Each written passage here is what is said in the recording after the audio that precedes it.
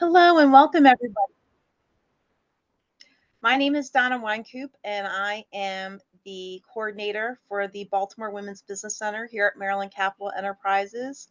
We'd like to welcome you today to First Steps Starting Your Business.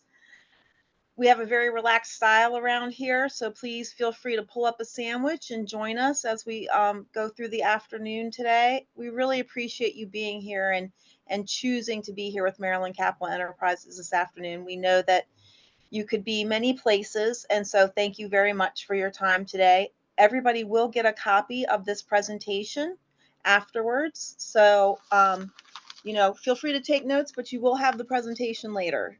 Also, feel free to ask as many questions that you would like to, either by raising your hand or just placing the question in the chat, and we will eventually get to you today. Before I get started telling you a little bit more about myself and about the organization, Nick, did you want to just say a few words about your background and who you are and introduce yourself to folks? Sure. So, like Donna said, I'm Nick Rudolph. I'm the Baltimore Regional Director with Maryland Capital Enterprises. I come to this world through the main streets, not mean streets, but main streets. I was working on the Baltimore Main Streets program in neighborhoods like Pigtown, Federal Hill, and Fells Point. Moved over and worked with the state in the main streets for a while, but really missed working one-on-one with entrepreneurs. And so an opportunity came up with Maryland Capital, and I jumped on it, and it's been 8 years now, so it's pretty exciting. Thanks, Nick. And I also come from Main Streets as well. Prior to being here at Maryland Capital Enterprises, I was the director of Baltimore Main Streets. Collectively, Nick and I have probably over 25 years of economic development experience in working with small businesses. And prior to that, I worked with a volunteer, an AmeriCorps program of the governor's office called Volunteer Maryland, where I worked with over 81 nonprofits to help them create their volunteer program or expand one that they currently had. And then this opportunity came, and I'm excited to be here. So today we're going to talk about first steps. Thank you. Before I get started, just a little bit of background about us. Maryland Capital Enterprises is a nonprofit. We're also a community development financial institution and small business administration approved lender. We've been on the Eastern Shore of Maryland since 1998 and in Baltimore since 2012. We also have 2 women's business centers in both of those areas that we're very proud of. We do 2 types of things. We do, at the heart of what we do, we have free technical assistance to small businesses throughout Maryland, where we help them with a wide variety of resources, such as free webinars on topics such as how to renegotiate your lease to advanced QuickBooks. So, and then we also find consultants. If somebody needs a subject matter expert on something such as, like, say, creating a website or setting up their financial books, things of that nature. So if you're interested in any of that, please let Nick or I know so that we can assist you after the training. We also, if you go to our websites, which I want to point out that are at the bottom of this page here, if you go to the education tab, you can see all of our upcoming webinars, and I'll be talking more about those at the end of the presentation as well. Next slide.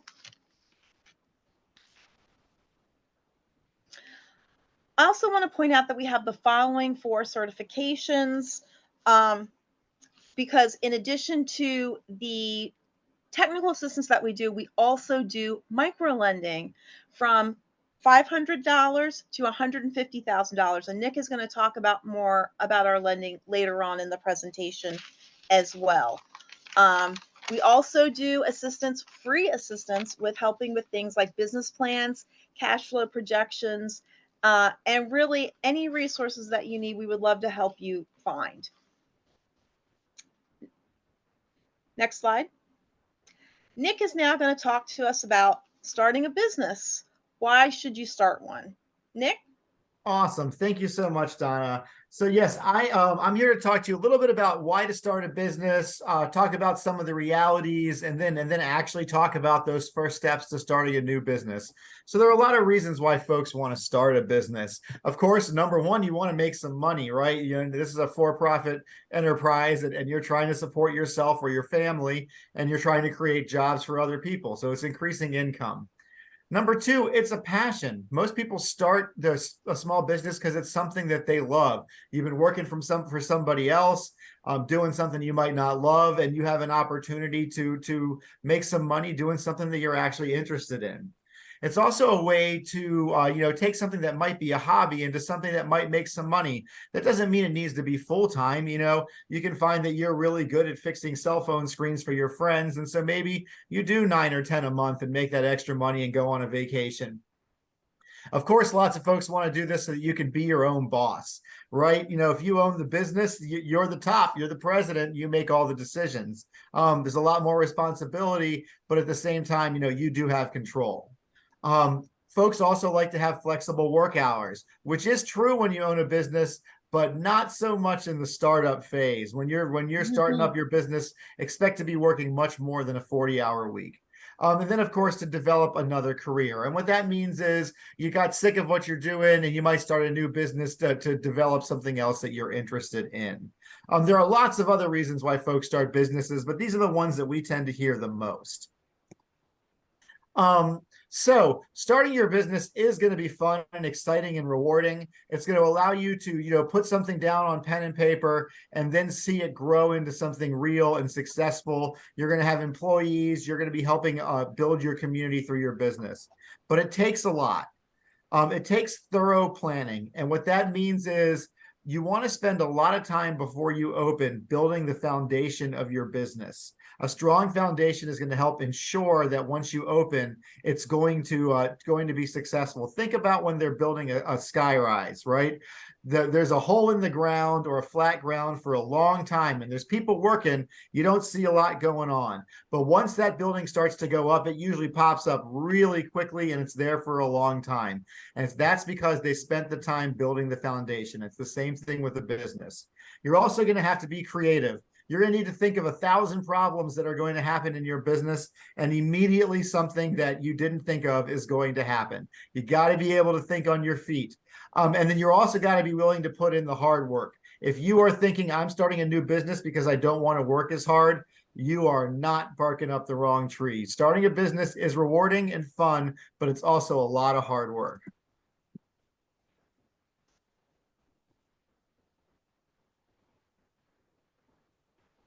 Sorry about that. So now for the somewhat scary slide, but really not all that scary slide. So according to the SBA, 30% of small businesses are going to close in the first 2 years, and up to 80% are going to be closed within 10 years. But that doesn't mean that all of those businesses failed. When you think about celebrity chefs and those Michelin star folks, they will close a thriving restaurant because they have an idea for a new one. Folks retire and close their business or sell their business. Folks are taken over by other businesses because they're so successful that somebody wants to buy them out. So just because your business closed doesn't mean it closed for a bad reason, but it is still risky. And you are taking a financial and a career risk when you are starting a new business. But if, again, with the proper foundation and planning, you can ensure success.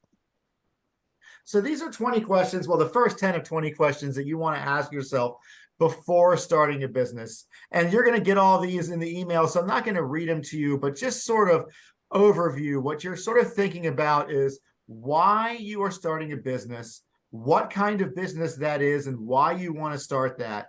Who are you going to sell your product or service to? And then you really want to start thinking about the nitty-gritty, the weeds of your business. Where are you going to be located? Are you going to be in your house, or are you going to have a retail storefront? Do you need employees, or can you run it on your own? Do you need to purchase supplies? How much money do you need to get started? That's why a lot of folks are here today. Will you need a loan? People often talk about grants, but sadly, they just don't really exist. So if you don't have investors, you probably are going to need a loan to start your business. You also want to think about your competition. Are you the only game in town doing what you're doing? And if not, what is your special sauce that's going to get the customers to come to you? So you want to think about also some regulatory things. Figure out how you're going to pay taxes. Figure out what kind of insurance you need, and then figure out, are you going to manage your business or pay somebody else? And of course, life is not Field of Dreams. If you build it, they won't come. How are you going to advertise the business? You got to get that word out, and you really want to think about how you're going to get that word out before you open. And that's for lots of reasons. Number one, for planning. And number two, you can actually start advertising before you're open. You can build that buzz, get people excited so that you can really hit the ground running. So the next up is the 10 steps to start a new business. And these are 10 great steps. There are more things that you're going to have to do, but these are things that everybody is going to have to do. It's really important to understand that these are ordered randomly. None of these are more important or less important than the other. And sometimes you're going to do them in different orders. So the first thing, getting assistance and training. Everybody here is doing that already. Living in Maryland, you have the greatest access to small business resources anywhere in the United States of America. Take advantage of every single one of them. Talk to your Small Business Development Center, or if you're in Baltimore City, the Small Business Resource Center. Talk to SCORE. Call your SBA office. Talk to your local banks. All of those places have free resources for small businesses, and we all want you to talk to all of us. Some of us might give different answers, and through that, you might get a more holistic view of what it's going to take to start your business. You're going to want to write a business plan. And I know a lot of folks are going to say, look, I know how to run my business in my head. But the business plan, as Donna is going to go over in a bit, is really, really, really important. It's not just how you're going to run your business. It's how you're going to fund your business, and it's how you're going to keep your head on straight. And we're going to go into a lot more detail with that in a bit. Understanding your employer responsibilities. It is not just hiring and paying people. There are taxes, there are fees, there's payroll, there's all kinds of things that you're going to bring on when you're bringing on employees. Of course, where are you going to be located? What is your legal structure going to be? An LLC takes away a lot of the personal exposure, but there are more restrictions. So you need to figure out exactly what you want to do. Then you want to register your business name. And it isn't just as simple as saying, what am I going to call my business? You want to think into the future. Are you going to be a serial entrepreneur who may open a number of businesses under different names? If that's the case, do you want to start an LLC under your name, Nick Rudolph LLC? Because I know I'm going to have my pickling business, and I'm also going to have my pin making business. They'll be separate. They'll have different names, but they'll both be under the same umbrella. And for tax purposes, that might be something you might want to do. Talking about taxes, you want to make sure that you are registered and paying your state and local taxes. They are probably not going to remind you they are due. So you want to make sure you get that on your calendar and you're paying them. Of course, you want to obtain a business license and permits. And you're going to need to talk through all of the levels of government, from municipality to county to state. And then you're going to want to talk to the different agencies. Are you dealing with food and water? Do you need a health inspection? Things like that. Then, of course, you're going to want to finance your business. Did you hit the lottery and you're doing it yourself? Do you have investors, or are you going to want to think about getting a loan for your business? And then you want to develop a marketing plan. A marketing plan will be part of your business plan, but what this really means is what you're actually going to do, start spending the money and getting it out there to advertise your business. So one thing that folks often think is, I am really good at baking cupcakes. I'm going to open up a bakery and it's going to be successful. But what they don't realize is that there are 12 other bakeries on their main street and they're offering the same things. And so what that is not understanding your market. If you don't know that, then you don't understand that there's going to be a smaller slice of the pie for you. So what it's going to do is it's going to reduce business risks. It's going to let you know if there's room in the marketplace for you. You might be in the bakery district. They might need that 13th bakery there, that baker's dozen. So sometimes, being around like businesses is a good thing. You're also going to want to spot current and upcoming problems in the industry.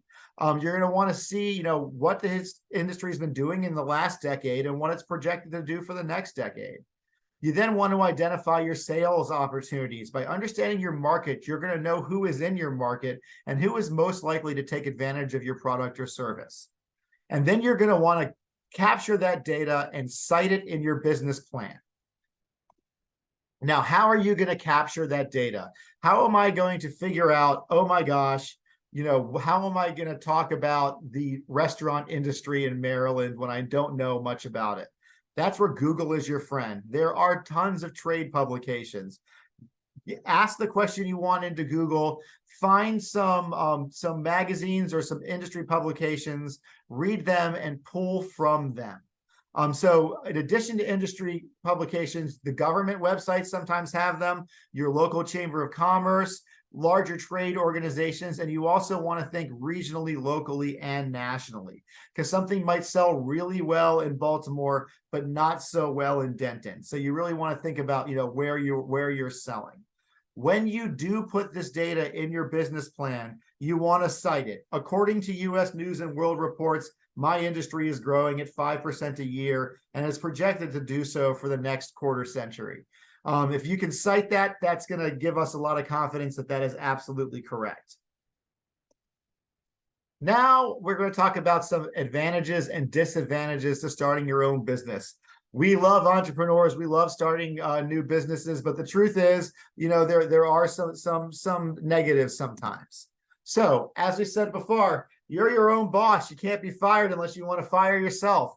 The more you work, the more you get paid. You're doing something you're passionate about, and you're building community by helping others provide for their families by creating jobs. But when you're starting that business, you're going to be working a whole lot. You are going to be putting yourself at some financial risk, no matter what, when you're starting a business. You may have to go without income as you're building your business. And so you need to think about, do I have money saved up? Do I have a partner who can afford to pay for both of us? Things like that. You might need additional training and education.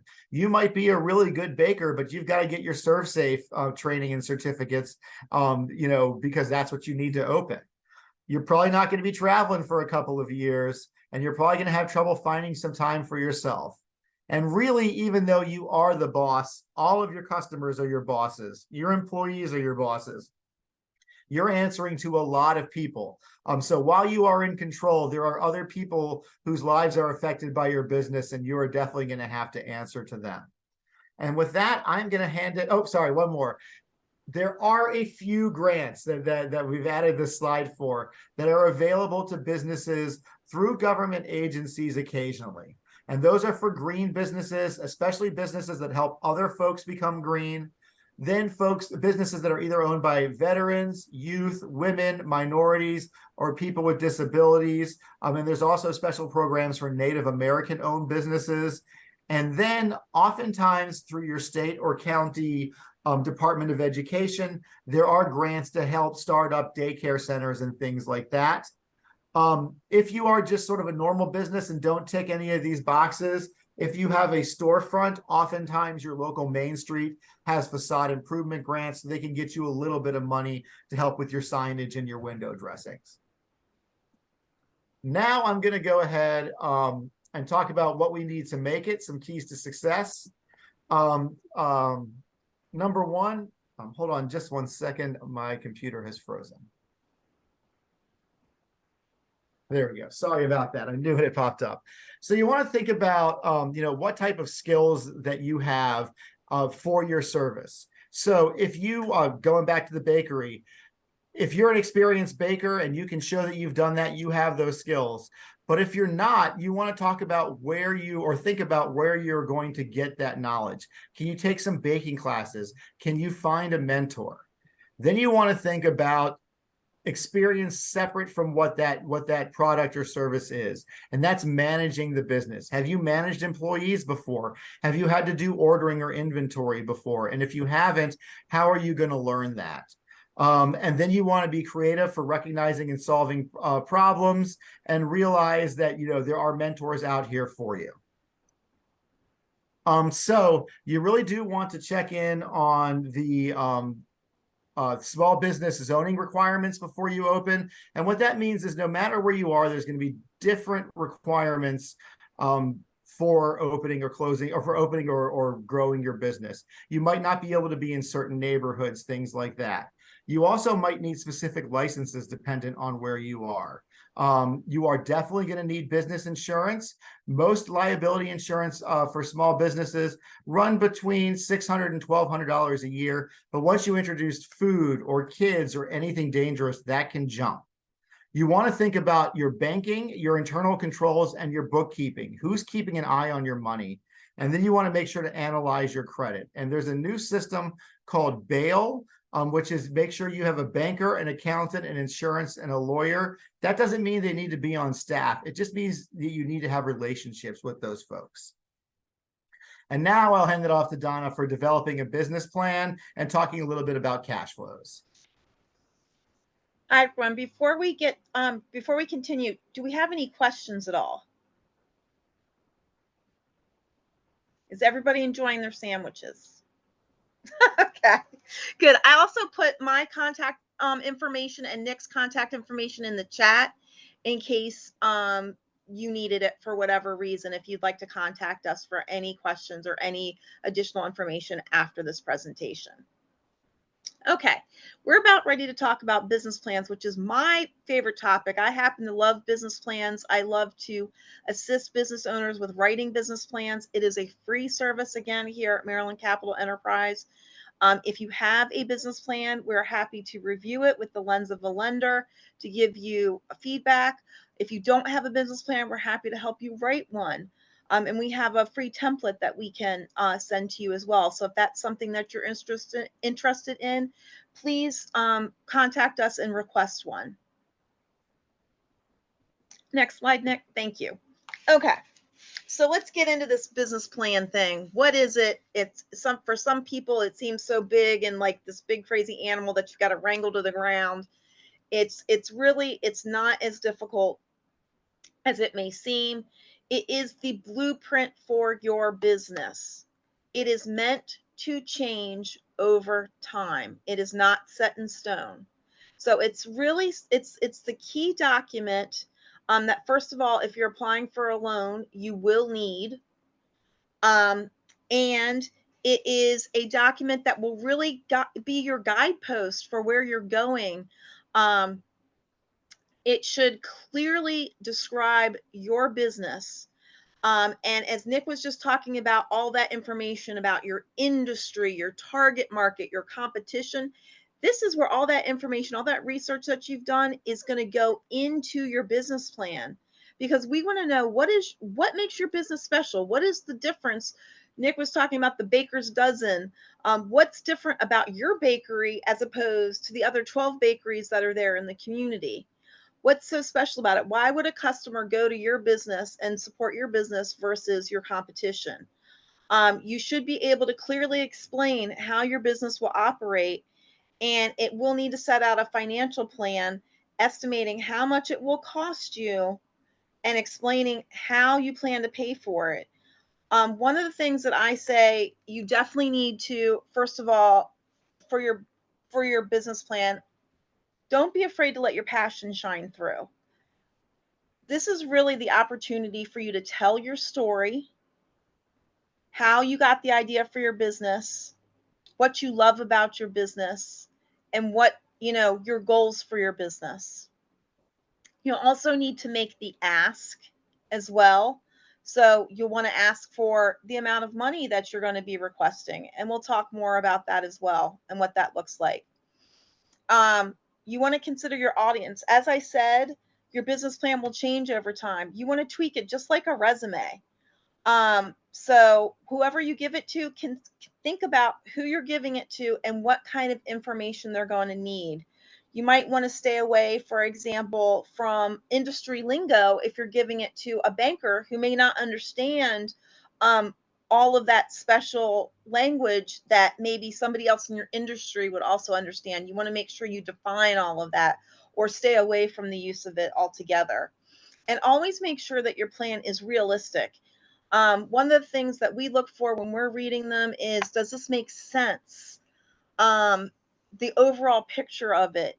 Does this seem like something that the person can accomplish? Next slide. Nick, next slide. Okay, great. Okay, in your executive summary, that is the very first part of your business plan. For some people, it may be easiest to write this last because it is a summary of your entire business plan. But this is where you're going to put your basic information in there, all the vital details, where you're located, how you got started. This is where I said this is where your passion can really shine through in your executive summary. You'll make the ask for how much money you're requesting and exactly how you plan to spend that money. You'll need a line item breakdown for that information. And really make your pitch for why this business will succeed. This is where, if nobody reads anything else in your business plan, you want this to really be able to summarize your whole point. And if somebody asked you, tell me about your business, whatever you would say, that's what's going to go in your executive summary. So your elevator speech, so to speak. Make sense? Okay, you'll also need your marketing plan. That is also an important part of the business plan, an important component. So this is where your research for your industry will go.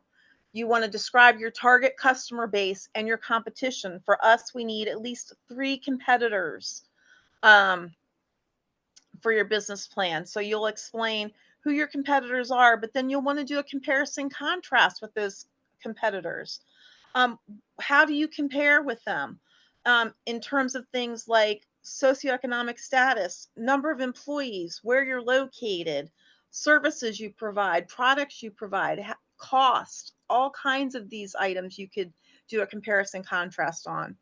Explain your costs. What does it cost you to produce your product or to sell your product? What's your pricing policy? How do you plan to get the word out about your business? Really talk about your competitive edge in this section. Next slide. Then you're going to want to talk about your organization and operations. This is where you'll say what your legal structure is. You're a sole proprietor, you're an LLC, what have you, your management structure and key employees. I always recommend to my clients that they include any resumes in the appendix for any key employees that they may have. So if you have a store manager, a director, or somebody that's on a leadership team with you, it's a good idea to just share a little bit of information about who they are in your business plan. And then if you do have a resume for them, you can just put it in the appendix. So if people want more information, they can look that up, because these teams that you all build are a strength to what you bring to your business. So you want to showcase that. Explain your business operations and list any required training, licensing, or insurance. Any special insurance or any special licensure, you want to also include that in your appendix of your business plan and mention it in the narrative piece. And we always, even though it seems like, COVID-19 has gotten better, a big thing for lenders now is, what is your contingency plan in the event of an emergency? You can no longer just assume that everything is going to go fine, because we know that things have not gone fine, and the big impact that COVID had on businesses altogether. So really think about, what are your contingency plans in the event something would happen to your business. And then your financial plan is the other large component of the business plan. You want to determine how much money you're going to need for startup, and sometimes you're not sure, and that's okay. That's something that you can discuss with your local women's business center, or like with Nick or I, or with SCORE or a host of other agencies, your local bank, if wherever you're doing lending. I always say, get to know your banker ahead of time. Do not wait to talk to them when you need the money. So explain to them, this is my business. This is what I'm looking to do. And if you're not sure about how much money you might need, just have a conversation with them about it. And then discuss about the different options for how you're going to get that money. Is it angel investors? Is it a loan? Is it a grant? How much are you going to invest in your own business? And for some people, that answer may be zero, and that's okay. You may not have any money to invest in your own business. That's fine. You want to estimate your income and expenses to project your cash flows for the next at least 2 years, so 2 to 3 years. And we have a free service where we will do your cash flow projections with you. They need to be 2-year monthly breakdowns. Okay. And that's for any SBA approved loan. And we'll talk more about the cash flows in just a moment. Next slide. Here we are. Cash flow projections. What are they and why do we need them? Next slide. Okay, so cash flow projections, I'm not as excited as I am about business plans. But I still like cash flows because there's a magic to the cash flows, and I'm going to share that with you. All right, so simply put, just think about your cash flows as an actual piggy bank. They're going to show the expected money that will come into a business along with will go out as expenses, right? So your income coming in, your expenses going out. That's what your cash flows show. Okay, and we're asking for projections. So that's into the future. Many of you will say, I don't know what my expenses are now because my business isn't in operation yet. That's okay. We're looking for you to project out into the future, and you can figure that out through research, and your local women's business center and other resources can help you figure those numbers out. Next slide. Okay. Why do we need them? As I said, they're a requirement for SBA and many other loans. Okay. They need to be 2 years, at least 2 years, broken out monthly. They are a planning tool, right? They help you from month to month see basically, and it's just information, right? It's not a pass or fail. It's information. Okay, I think this is going to be my income coming in this month. And then you go back and you look, what was my income? What were some of the reasons for that? Maybe my expenses went up unexpectedly. And then you can use that to plan out into the future as well. It's just plain good governance to have your cash flows, first of all. Anybody who is going to be dealing with your finances is going to want to see them. But my favorite part in the magic of your cash flows is it shows what you can take as an owner's withdrawal, which is what you can pay yourself. So you can figure out on your cash flow projections how much you can actually pay yourself as an owner. And you should pay yourself as an owner because you're doing hard work. And we can help you figure that out. Next slide. Okay, this is actually a picture of our cash flow template. We also have a free cash flow template, which we are happy to share with any of you. You just will request it from us. We're also happy to set up appointments with you to do your cash flow projections with you over a Zoom call and knock them out in less than an hour. Nick is excellent at doing cash flows. As I said, they are a living document, just like a business plan, and they're going to change over the life of your business. So what you may turn in at the beginning of a loan may look different 6 months down the road. These are projections. As I said, they're not going to be 100% accurate. You're going to do an estimate, and that is okay. We are looking for your best thoughts as of right now, what your expenses and income will be. And you don't have a looking glass into the future to tell you exactly what they're going to be. Again, it is okay that these are projections and estimates. We want you to be realistic and not too bullish. Don't overestimate. Even if you know you're going to do better than your projections state, just stick with, be realistic. Don't overestimate how well you think you're going to do, because you can always do better. Right? We can always do better than we think we're going to do, but it's hard to say we're going to do really well and then we don't meet those expectations. So again, be realistic. Make sure to include both your income stream and expenses, right? And just like Nick said with bail, you'll need expenses for accounting, insurance, and legal, including your marketing and advertising, just like we talked about. See how it links back to your business plan? Your taxes, etc. And as much as possible, if you can separate out your income streams. So for example, if you have a restaurant, you want to have dine-in, carry out, and catering.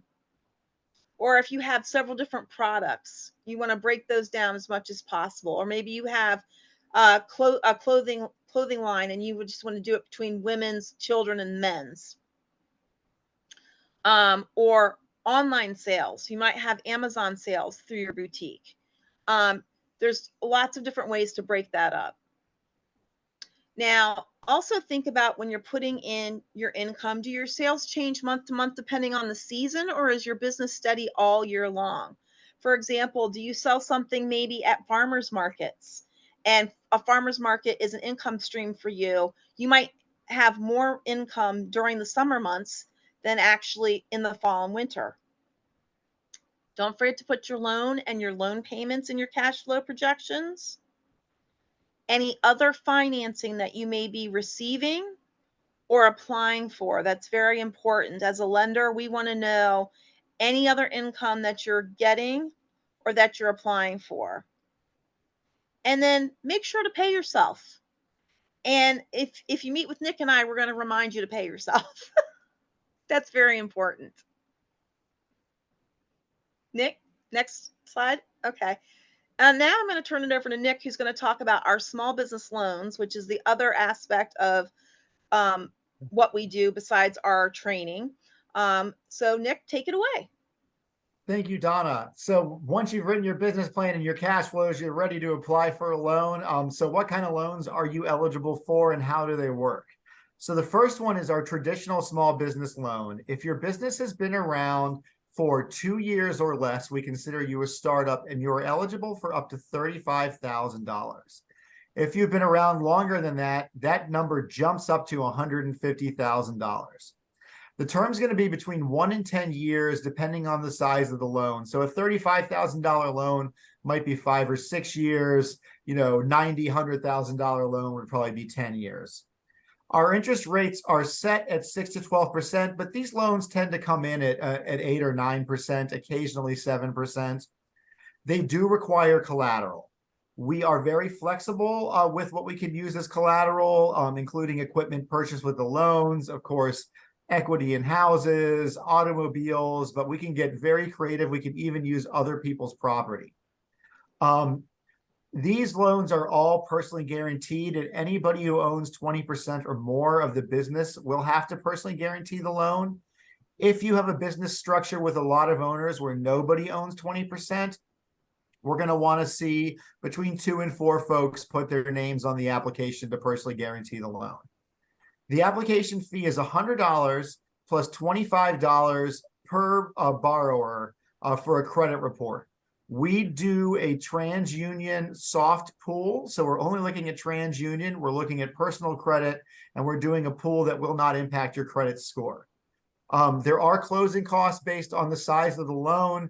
A general rule of thumb is if you are getting approved for $50,000, you'll probably walk out with just north of $48,000.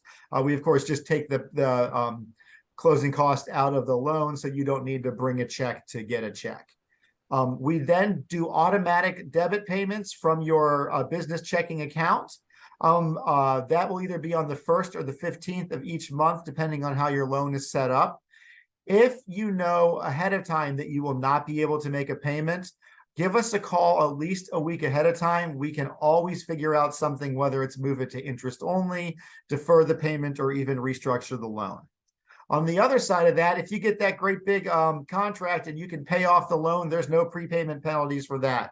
Just give us a call, and on that day, we'll let you know exactly what your balance is, and you can pay that off. We just ask that the loan be 30 days old or older. While we are doing the loan, we are going to have twice annual site visits to your business, or if you're home-based, we will do them virtually. We're going to have some questions that we ask about the business. We're going to want to see a little bit of financial information, and then we're going to let you know about any resources or challenges we see coming ahead. The number one question we get asked really is, what can I use the business, the money for, and is my business eligible? So we can pretty much lend to any small business in Maryland, except for the traditional sin industries, things like adult bookstores and things like that. We also, if you are in the business of buying property to rehab and rent or flip, We cannot pay for the purchase or rehab of those properties, but if you need an office location, if you need a truck, if you need to buy equipment that is reusable, then we can talk to you. So think about, things like big saws and jackhammers, yes, drywall and nails, no. Other than that, pretty much any business use, salaries, furniture, build out, leasing, mortgage. If you are home-based, we cannot pay your rent, mortgage, or utilities. We are able to work with both medical and recreational marijuana in the state of Maryland. There is a little bit more complication with that, but it is something that we are able to do. We also have a really cool loan, which right now we're really pushing and trying to get a few of these out on the streets because they really help folks out. This is our credit builder loan. While we do not have a minimum credit score, yes, that's right, we do not have a minimum credit score for a loan. We're really looking at what's been going on in the last year, 18 months. We have this credit builder loan to help folks with no or low credit build their credit up. It can go from $500 to $5,000. It's generally a 2-year term, and it's always set at 9%. Collateral is not required for this loan, but of course, if you have some, it's going to help your chances. Again, anybody who owns 20% or more is going to have to personally guarantee the loan. Our fees are much smaller with this one, and then everything else is the same. If you get a credit builder loan and you're paying on it and everything's looking good and you find that you need more money, you can absolutely apply for another loan while you are still paying off that credit builder loan. Same thing if you have loans at other places. None of that will disqualify you from applying with us. So, how do you get these loans? So the first thing we're going to want is a clearly established business idea. And what that means is a business plan. We're going to want to see everything that Donna talked about, but we're going to want to see it through your voice and your words. We're going to want to see your vision for your business. We're going to want to see the excellence of the experience in your field. And if you don't, do you have a mentor? You're going to want to make sure that your cash flow is reasonable and is working. We're going to look at the strength of the collateral. And like I said, reasonable credit. What have you been doing in the last 12, 18 months? There are a few things that are disqualifiers, though. If you've had a bankruptcy discharged in the last 24 months or have a tax debt without a payment plan, we cannot lend to you. Your business also must be in good standing, but with the tax debt and the good standing, if you are not okay with those, we can actually help you get into a payment plan and get your business into good standing. We're also looking at the general economic conditions for the venture. Is this a good time to be opening that kind of restaurant? Is there room for you in the market? Things like that. And then, of course, your ability to repay the loan should the business not be successful. Can you get back into the workforce? So application documents for us are pretty simple. Everything is done online. This is for the traditional loan. And I'll talk a little bit about what we're going to do with the credit builders in just a moment. So the first thing you do is you're going to go online and fill out our client intake form. And then you're going to look through our applications. We have a business loan application. That's where you're going to make the ask. Talk about the history or the plans for the business. You're going to upload your business plan, your cash flow projections, and financial documents. And then the next one is the personal information supplement. That is for anybody who owns that 20% or more of the business. You're going to talk about your personal assets and liabilities, your personal monthly expenses, some employment history, and some other financial information. We are going to need to see 2 years of personal taxes on those. Of course, we're going to need to see the business plan and the cash flow projections. If you've been around for long enough, we're going to want to see your profits and loss statements and your quarterly balance sheet. If you aren't open yet, of course, you're not going to have any of those or business taxes, and that is okay. We are going to want to see your personal taxes. We're going to want to see 3 months of personal bank statements, and if they exist, corporate bank statements. We do need to see proof that your loan was turned down by another lender. Even if you just spoke to another banker and they said that they're not able to help you out, if they're willing to put that in an email, that's all we would need.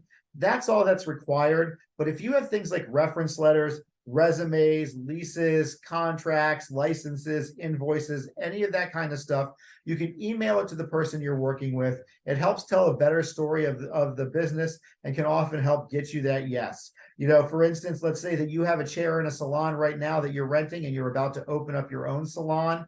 If you come to us with a stack of 30 letters that say, hey, I sat in their chair, at this salon. And as soon as they open up, I'm going to be moving over to their new place. That's going to give our loan committee, who ultimately makes the decisions, a little bit of assurance in giving you that loan. So how do you apply for the loan? So first of all, with the credit builder, there's a separate credit builder application. You just fill out the client intake and you're good to go. There aren't even any attachments on that one right now. But for the other ones, we accept loan applications through the first Friday of the month. If it's a month like this September, where the first is late in the week, then we extend it to the next week, so they'd be due the 8th of September. You need to fill out that client intake form first, because that's what allows us to work for you for free. You get assigned a staff member to work with. You put together the paperwork, you submit it, we review it and go back a couple of times, and then we get it to the loan committee. When the loan committee gets it on the 4th week of the month, they make a decision, usually Wednesday, Thursday, Friday. As soon as we find out, we let you know. If it's a yes, we get you that commitment letter. And closings usually are taking really 3 to 4 weeks right now. Sometimes some of the stuff we need gets held up in the court system, or through the money being released from the government agencies, so it's beyond our control. And we like to, make sure that we don't promise something that we can't deliver. But we can get you that commitment letter, and that's often enough to get a contractor started. So now I'm going to hand it off to Donna to talk about some resources and close us out. And then Nick, could you just briefly, for the credit builder loan, what is the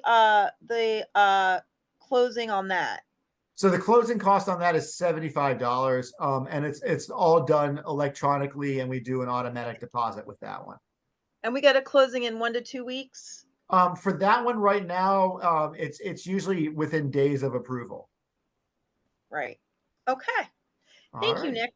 I really appreciate it. Any questions about the loan so far? Because I know this has been a lot of information. You can either type it in the chat or raise your hand, or just take yourself off mute and shout it out. Okay. I just wanted to make sure that I gave us a little bit more time for that. All right, small business resources. There are so many good resources available that are free. Please don't spend any money to write your business plan or to do your cash flow projections or anything like that.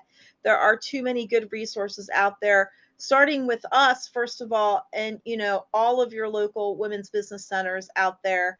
Remember, we are on the Eastern Shore and in Baltimore. So we have staff, we have colleagues that are over on the Eastern Shore. I don't know if Lisa's still on here. Lisa, are you still here? If she was still here, I'd have her introduce herself. She's our director, and she's over on the Eastern Shore. I am still here. Hi, Lisa. Hi, you guys are doing a great job. I've just been listening to see if you had changed anything with this workshop, but yes, I'm right here on the Eastern Shore. I put my information in the chat at the beginning. If you need any assistance on the shore, please reach out. Wonderful. Yes, we have some great colleagues over there. Thank you, Lisa. Don't forget about your local library, or even your local, I don't see it written down here, but your local community colleges are great resources. Your local economic development organization in Baltimore City, that's the Baltimore Development Corporation.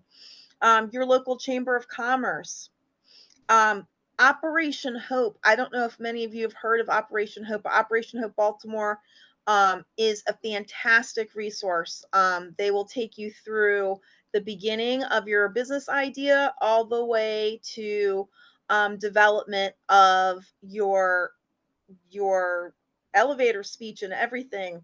So it's fantastic. The Small Business Administration, SCORE. I know we mentioned this earlier. Nick said it was a really great idea earlier in the training to have a mentor, and SCORE is a fantastic resource for getting a mentor.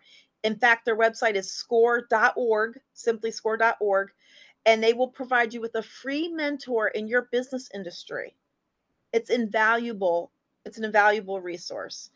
Local universities such as Salisbury on the Eastern Shore, my alma mater, Morgan State, Bowie State is another great one, and local business organizations. Your downtown partnerships, your Main Streets, your Small Business Resource Center, the Small Business Development Center. All of these are you have a ton of resources out there basically to help you get started and continue on your journey to not just create your business, but thrive once you've started. Next slide. Okay, we actually have a question.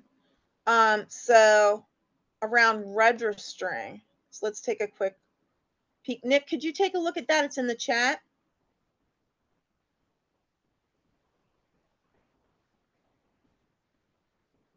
Okay, I'm going to read out the question so everybody can hear it.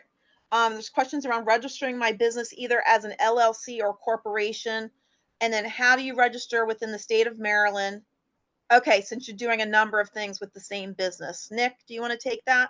Sure. Thank you for the question. So the LLC or corporation really depends on your business specifics. So what I would advise is filling out an intake form and talking to one of our business consultants to figure out what makes the most sense for your business. As far as how to register your business with the state of Maryland, the first thing you want to do is go to the IRS and get your EIN number. Once you do that, there's the Maryland Business Express website that just walks you right through the steps of doing it. They have a chat bot and a really great customer service that will make sure that you register your business appropriately. You know, for instance, if you're going to have a number of smaller businesses, they'll make sure that you're set up to be able to do that. But for more specifics, again, feel free to reach out to us and we can help walk you through the process. Right. Thanks, Nick. I hope that answered your question. Okay, so 5 things to remember when applying for a loan. Don't quit your day job. This is not the time to actually say, I'm going to quit my job and not work, because you will be asked about your household income. Doesn't mean you have to work for the rest of your life doing your business and your full-time gig, right? But this is not the time to quit your full-time gig, because we will be asking what your household income is, and what we're looking for is your ability to repay the loan. So the fact that you have a job is in your favor, that you have more of an ability to repay the loan. Unless you're an accountant, you need an accountant. So back to bail, right? The accountant, while you're looking at multiple things for your business and you're going to be pulled in a million different directions, you have somebody on your side who is focused on one task, which is your finances. And you need somebody focused on just your finances and in your corner. Don't forget to ask for help. There are so many resources available to you. As we've shared, please reach out to us. We are ready here and willing to help. Put your money in the bank, all of it. We do like to see deposits. So just make sure you present a positive, accurate position of your situation. Again, this is going back to, can you pay back the loan? It's okay if you're starting with 0. All right. I do want to say that. But if you do have any money to put it in the bank, put it in there and leave it there. And no business is an island. Think about ways that you can contribute and give back to your community. There's lots of local charities, your chambers of commerce, your Rotaries are some examples for you to give back to your community. I always read great stories from you all and your business plans of ideas of how you want to hire youth from the city and all kinds of different things. So your ideas are wonderful. Just keep them coming. Next slide.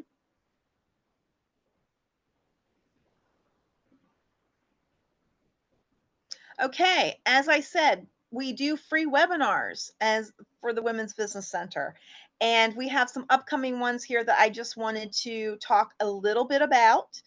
And you can find these on our website, either on our main website or on the Women's Business Center website under the education tab. First of all, we've got a Small Business Administration general information session coming up where she's going to talk more about the different SBA loans available to small businesses. I think this is a great sort of primer, overview of what the SBA is and does. So I encourage you all to attend that. Of course, we're in September. We're going to have how to get a yes to your loan request. I think everybody would love to attend that one because everybody wants to know how to get to yes. And on the Eastern Shore, for those of you over there, we're going to have an in-person event, believe it or not, OC Lunch and Learn, which is going to be on September 14th at noon at the Ocean City Chamber of Commerce. to talk about email marketing. So, and it'd just be a nice opportunity, I think, to see people again and to really get to know your colleagues and your other entrepreneurs and merchants out there. Next slide. I encourage you to check back our on our webinars often because we're constantly updating and adding new classes all of the time.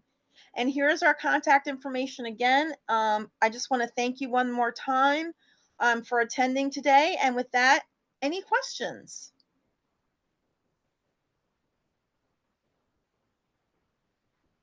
You can feel free to unmute yourself and just holler out a question, or again, put it right in the chat. If you weren't here at the beginning, we will make this presentation available to everyone who attended today.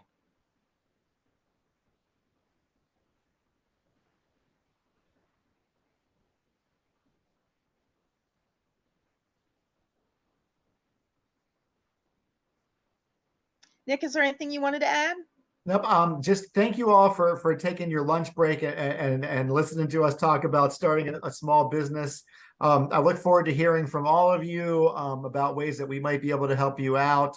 And really, this was the first step. Of keep coming to these webinars.